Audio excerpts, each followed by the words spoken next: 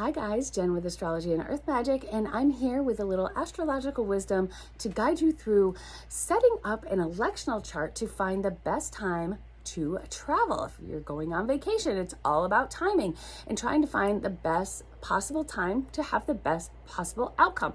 And it's finding that perfect chart. And that's what electional astrology is all about.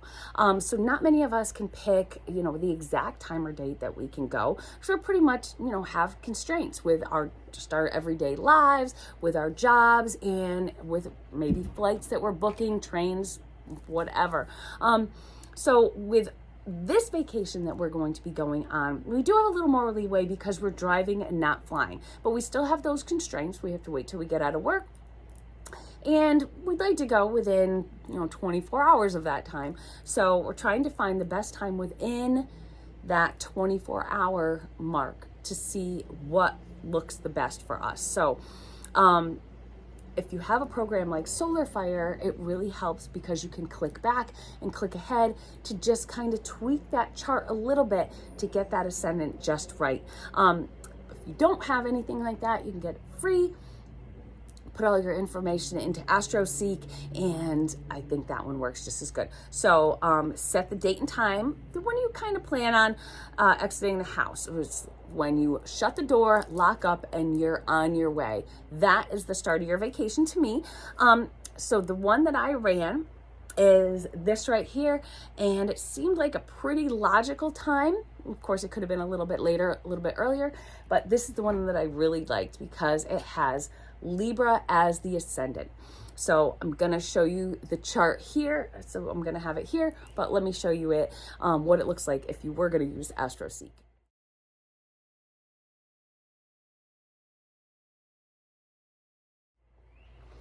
Okay, so I immediately like this chart because it has Libra as the ascendant, of course, and I'm a Libra, so the best of all the signs, of course. But Libra is about harmony and balance and all things beauty and love and really just enjoying the finer things in life. And who doesn't want their vacation to be about enjoying the finer things in life, pretty much? So what you want to do, so I have my ascendant. My ascendant's Libra. I'm pretty happy with that. So what's everything else doing? So you want to look next at the ascendant ruler. So the ruler of the ascendant then would be Venus. So is Venus in good condition? Because that would represent the trip itself. The ascendant and the ascendant ruler represent the trip itself because this is an electional chart about a trip. Venus here is in Aries. So that is the sign of her detriment, unfortunately. So unless we wanted to change our vacation till after June 6th, this is hopefully making good aspects because Venus is going to be there until June 6th. So we're just going to have to contend with that. Of course, we'll run another one after June 6th because we'll have another trip coming up. It's just really fun to take a look at and then to see how things work out. You can, even if you don't have the ability to change your time, say you are going out on a flight and you have to be out the door at a certain time, you can still run the chart, the electional chart, to see maybe different things you might have to contend with. So, if you might be overly accident prone or something like that. And that is some things that we had to deal with in our last trip. And I did run that electional chart back in September. I'll put a link at the end of this so you could check that out. But that is something, we didn't have a choice. We didn't have a choice of the date or the time because of the flights. So we just had to be aware, and we were aware. So it was really interesting. So hopefully your ascendant ruler is making good aspects, especially if she's already starting out in detriment. So I really only use the Ptolemaic aspects. So Venus is in the sign of Aries, which is ruled by Mars. Now, if you look at the chart, Venus is making a beautiful trine to Mars. So she's not in the sign of her dignity, she's in her detriment, but she's trining the ruler of that sign. So that kind of gives a little bit of a little boost. So a little bit more positive. Venus also in this chart is in the 7th house, which is about partnership and relationships. And I think that's nice because I am going on this trip with my husband. So we're going as a partnership, we're going as a relationship. And it's about just, going and having fun and, taking care of each other and relaxing and all those things that Venus likes to do, just relax and eat well and that type of thing. So Venus being in the 7th house, even though it's in Aries, still is a little bit more positive. So also what you want to look for is, if possible, don't have any planets in retrograde. Now, in this chart currently, we have no planets in retrograde except Pluto, and Pluto's in retrograde all the time, so it's almost hard to not find one. So I'm thinking we're all good with that. Again, I don't really look at the outer planets too much in electional charts or horary charts for that matter. So next, we want to look at the moon. So I've used the moon in both horary and electional charts as kind of a secondary ruler of the chart. So kind of like a backup to Venus. So now in this chart, we have the moon in Pisces. I kind of like that. It's kind of nice. Now the moon, it absorbs everything that's going on around it. Just like it absorbs the sunlight, it absorbs what's happening around it. So it takes on, it's kind of that shapeshifter. So it's taking on kind of the vibe of this vacation. So being in Pisces, Pisces is compassionate, loving sign. I like the moon being there because, again, just me and my husband going on the vacation, we want things to be, it's also in its beneficial set. And that means it's under the horizon line, and the sun is in its beneficial sect over the horizon line. So those are, not super, but also gives it a little more positivity for both the sun and the moon here. So if we wanted to wait until the next day, the following day, that would put the moon into Aries. I like the moon better in Pisces because it is a little more of a loving kind of, more pleasant, loving, and hopefully, not too emotional though, kind of sign. But I think, that urge to maybe imbibe a little too much, since we are going to a place that has lots of fun breweries, it has lots of restaurants.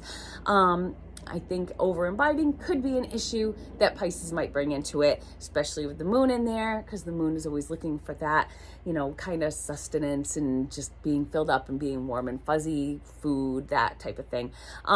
If we wanted to wait until Saturday, the moon would be in her dignity, or actually in her exaltation in Taurus.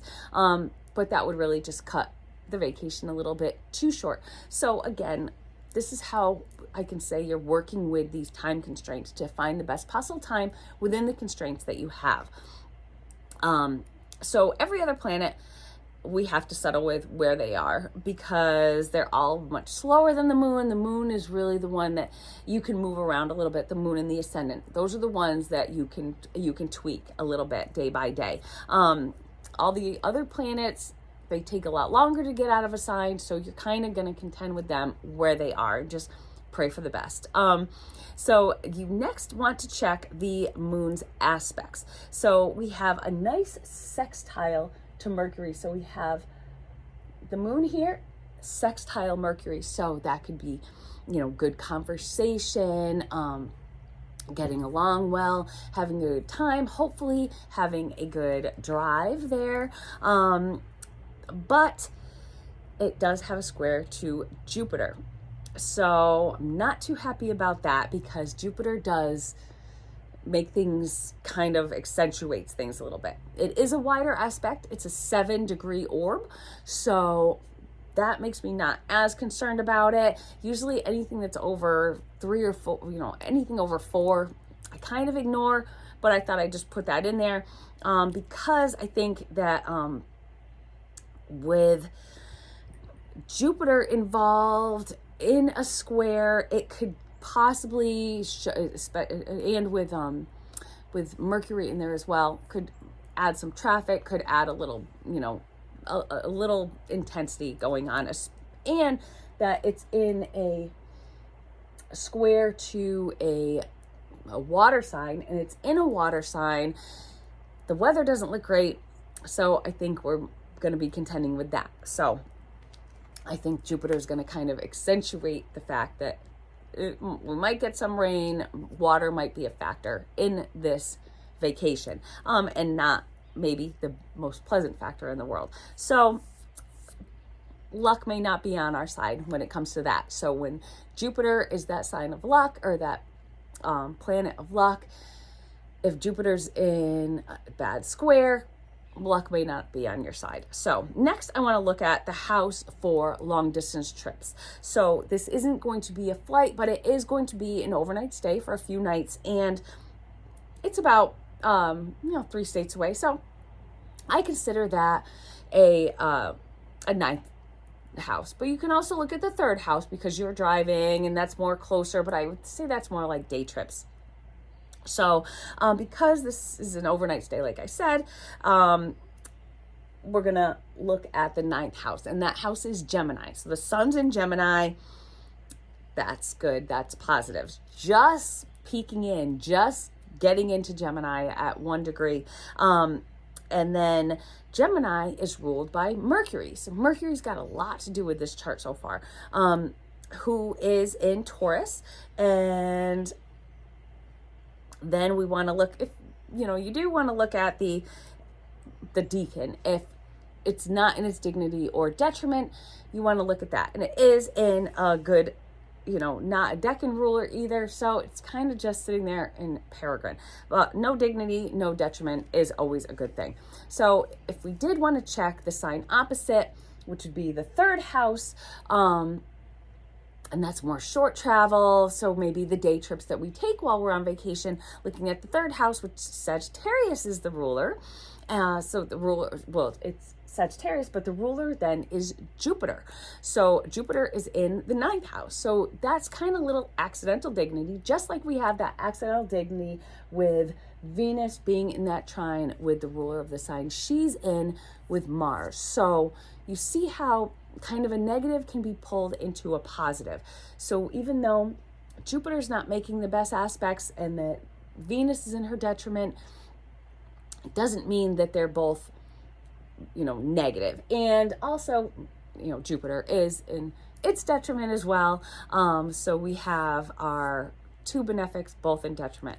So we want to look then at our malefics and see what can be other issues that could pop up. So Mars, again, is making that nice trine to Venus. So I think that's very positive. I feel really good about that.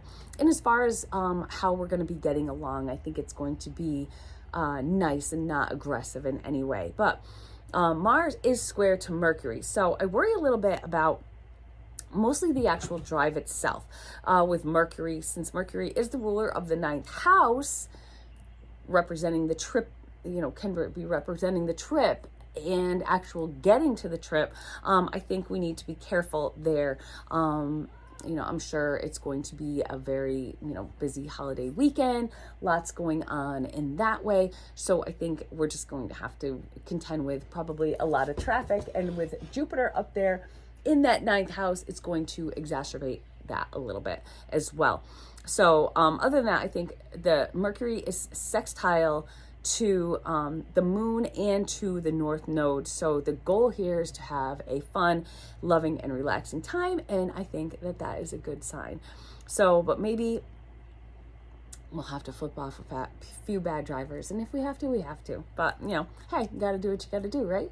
So just get your aggressions out in a kind of harmless way. So our other malefic, Saturn, lesser malefic in a day chart, which this is in a square with our greater benefic, Jupiter. So we have another square coming here with our social planets. So Saturn can be a hesitation and maybe even literal roadblocks here. So Saturn with that Jupiter already showing that there might be issues with the actual drive itself.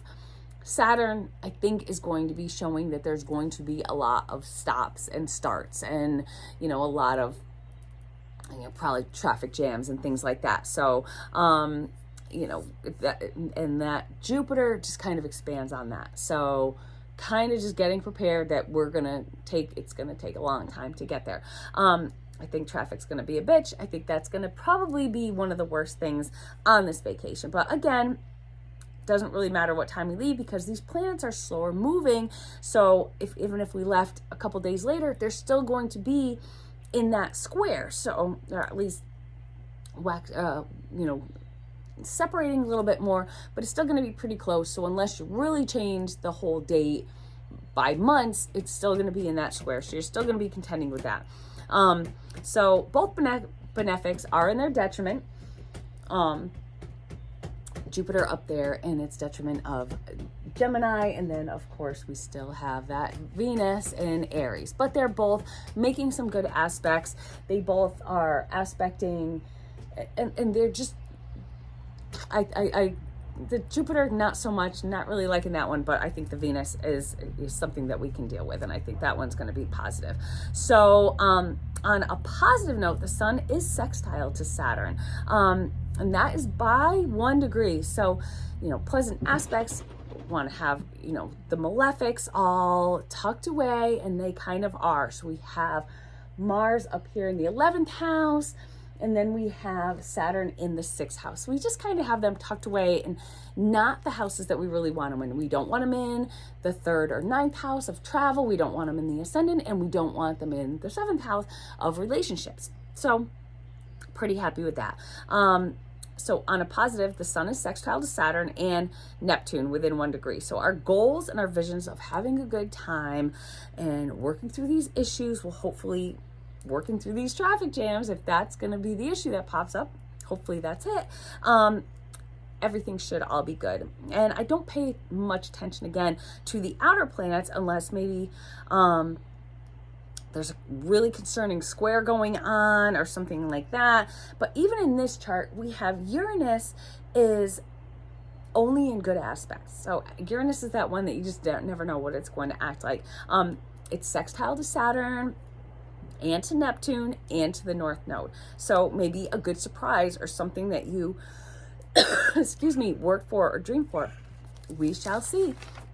So I think that this is pretty positive. And Uranus in a sextile to Neptune is the one I'm hoping will be kind of a pleasant surprise, because it looks like we're going to have a lot of rain. Neptune is kind of that ruler of rain and weather like that. The weather doesn't look that good, but maybe that will be a little pleasant surprise. So the Sun is also sextile to Neptune.